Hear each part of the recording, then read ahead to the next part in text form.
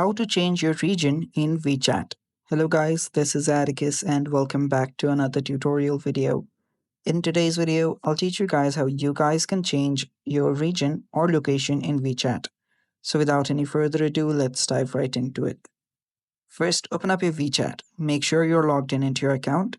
Then head over to the Me option on the bottom right corner. You'll see a profile icon. You can tap on that. Then you will see Settings. Tap on Settings. And now before we move on with this, if you are new to our channel, head down below and hit the subscribe button so you don't miss out on our future videos. Also press the bell icon so you get notified when we release our new videos. Now let's continue. After you're here, tap on profile on the top. After you do that, you will see different options such as your photo, name, gender, region, and many more. Tap on the region option.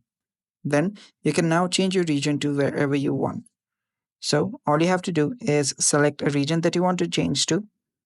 Then if you want more details, tap on that more detailed option on your region, then tap on done on the top right. And with that, you have changed your region on your WeChat. And it's that simple. And that's all for today's video.